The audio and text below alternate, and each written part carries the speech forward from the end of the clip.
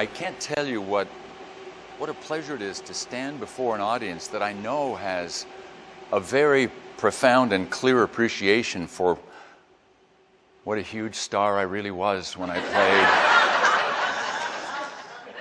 played. Okay, that part's not true. But my timing was good. I got to win 2 Stanley Cups with the Broad Street Bullies. And I dare say my timing was, thank you.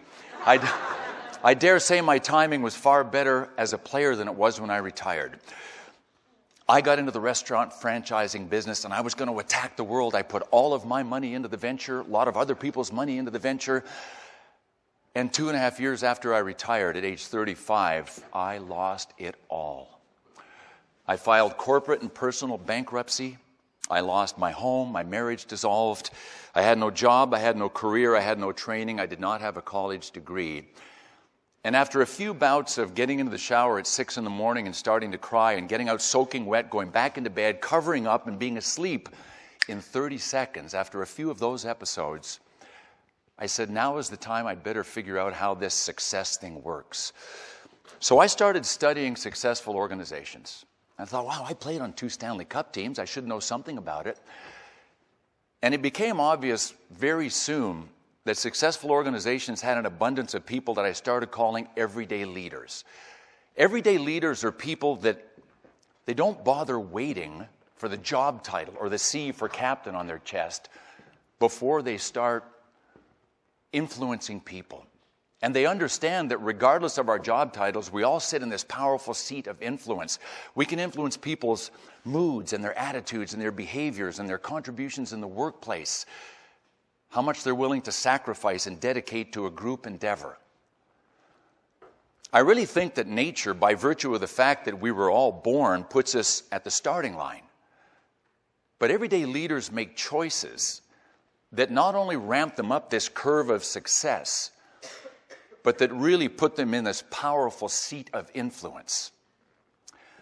One of the choices that everyday leaders make is they choose to be givers.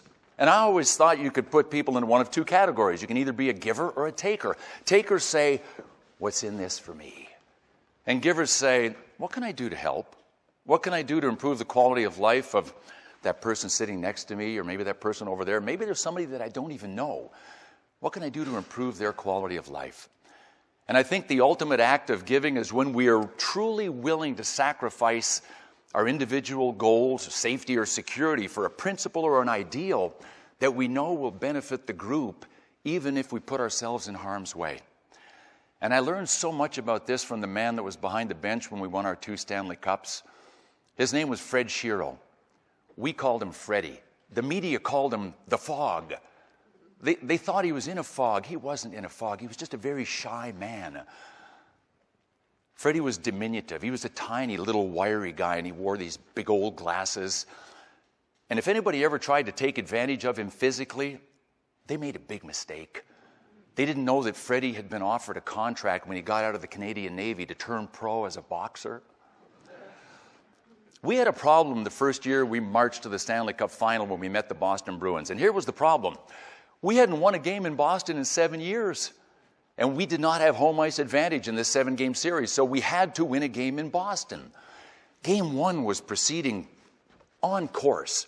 We went into the last minute tied, and we were willing to accept sudden death overtime. We'll take 1 shot in overtime, we'll win Game 1, and then we'll win the Stanley Cup. So we go into the final minute tied. With 22 seconds to go in Game 1, the puck was shot deep into our corner, and our big lumbering defenseman, André Moose-Dupont, went lumbering back into the corner to get the puck, and right on his back was a Bruins winger named Ken Hodge. As they got to the corner, Ken Hodge put his arms around Moose, fell down to the ice, and tackled him. There was no penalty called. I mean, he put his arms around him and tackled him, and there... Not that that still bothers me. Behind Ken Hodge was Wayne Cashman. He was the third guy in. He grabbed the puck, and who was coming down the middle of the ice, completely unmarked? The great Bobby Orr. Bang! Cashman taped the tape pass to Bobby Orr, and he blistered one by our Hall of Fame goalie, Bernie Perrant. And the Bruins won Game 1 with 22 seconds to go. So we all went back to our hotel. We're getting a bite to eat, and we were staying out of town. We were in a private room, and Freddie was there with us. And Freddie said, okay, guys, listen up. Here's your choice. He said, tomorrow, I'm going to give you the choice of going down to Boston Garden and practicing for an hour and a half, or you can each play 9 holes of golf and turn your scorecards into me. He always said things like that, turn your scorecards into me. We said, well, what's the difference with that? We voted to golf. And we golfed. But I mean, what coach in his right mind in a major league championship would let his guys golf the day before the game? The next night, game 2, right after we golfed, we're down by a goal going into the last minute. And poetic justice was served as Moose DuPont launched a shot from the blue line that had eyes. It found its way through a maze of players into the back of the net. We tied the game and we won game 2 early in the first overtime period. We went on to win the Stanley Cup in 6 games. And you know, it wasn't until years later that I started reflecting on the chance that Fred Shero had taken with his career. I mean, what would have happened had we gotten blown out 9-0 in game 2 and lost the Stanley Cup final? Would his career have ended? Probably not. Would he have been criticized and vilified by everybody? Absolutely. Freddie passed away in 1990 of lung cancer, and he was sick for a few years before that. And I went to see him one day. We chatted about all kinds of things, but there was this question I needed to ask him. At one point I said, Freddie, you got to tell me, what in the world were you thinking when you let us golf on that off day? Weren't you afraid of what could happen to your career? Weren't you afraid if we lost 8 or 9-0? He said, you know what? I was. He said, leading up to it, I was terrified. But he said, I knew you guys were in shape. You knew how to pass, shoot, score, everything. The advantage we had over the Boston Bruins was the bond that you all shared. I knew that was what made us better. I'd never been around a team as closely knit as you guys.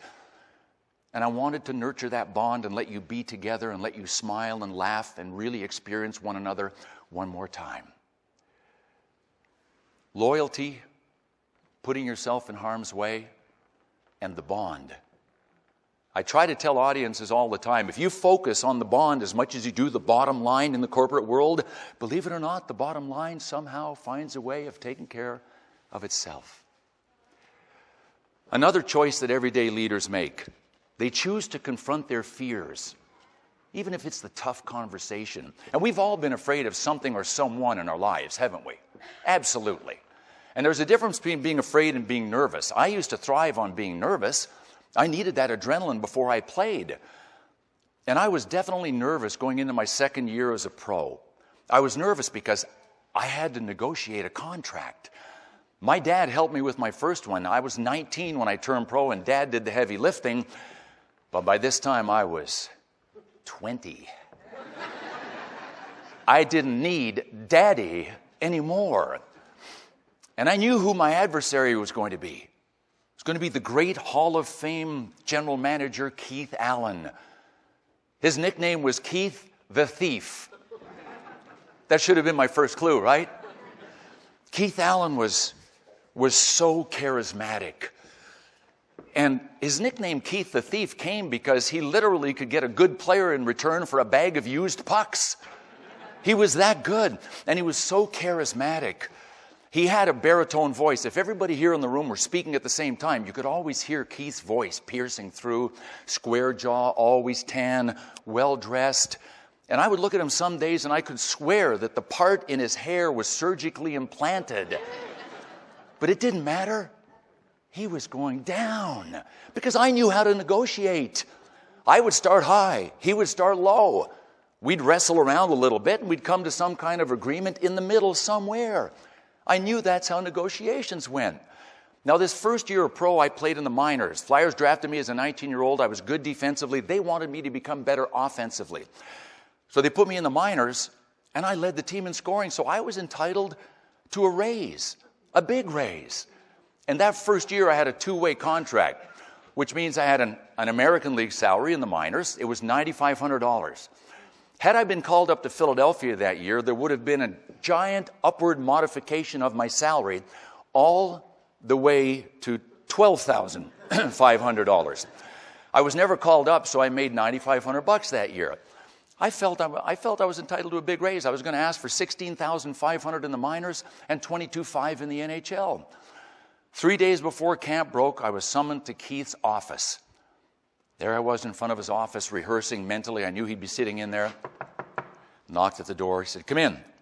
I sat down. He was writing on a yellow legal pad with a number 2 pencil, yellow pencil with an eraser. And he put his head down and he proceeded to write for what I thought was 40 minutes. It was probably 30 seconds. Finally, he looked up at me and said, "What do you want?" And I said, "I'd like 16.5 for the minors and 22.5 for the NHL." And his eyes started to grow. They got bigger and bigger and bigger, and he threw his pencil up off the ceiling, and it came crashing down on the desk, and he screamed at me, "You want what?" He said, "You want what?" He said, "There's you and a couple of other guys on this team that think you are worth the moon and the stars. You know what? I'm not even going to negotiate with you. I'm going to send you immediately to arbitration. Get out." So I got up, I went out, I closed the door behind me, and I stood there thinking, that went pretty well. I didn't even know what arbitration meant. The next night I was called up to his hotel room, and I walked in. There was a little table there, and he said, "There's your contract. Take it or leave it. That's all I'm going to do." I walked over and looked at the contract. It was 12.5 for the minors and 16.5 for the NHL. And I said, "All right, this is your opportunity. You can either be a man or a mouse." I picked up the pen. I looked at Keith Allen where he was sitting, and I bent over and I signed the contract. And I walked out of his room going, "Squeak, squeak, squeak, squeak, squeak."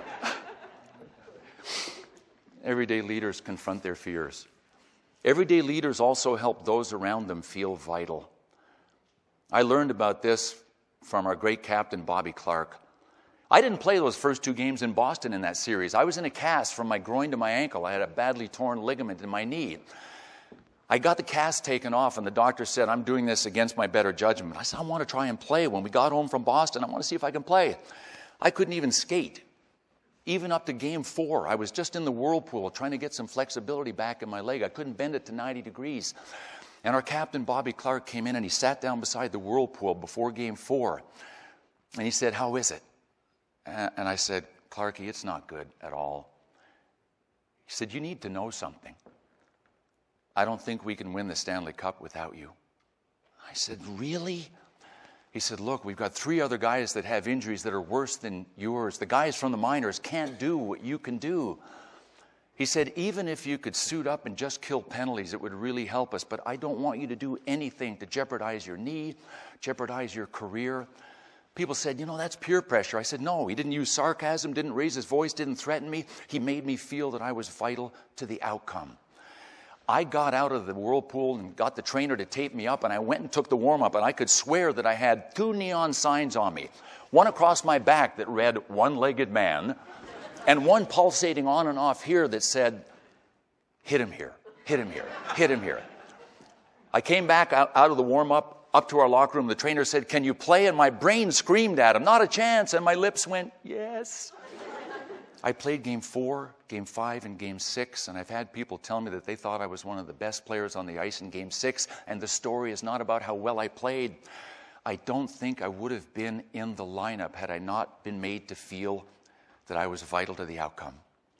Here's a challenge for all of you. When you go back to your places of business, your families, try and pick somebody that doesn't get a lot of attaboys, and let them know that you can't do what you do without them, and that they're a very important part of your team. Do you know, as humans, we're not at our best when we're perched at the summit. We're not. We're climbers. We're at our best when the way is steep. Nature puts us all at the starting line, but we all have the ability to make choices that can help us not only climb any mountain that we choose, but end up perched at the summit. I know you can. I got a feeling you will. And I just want to wish you good luck in getting there.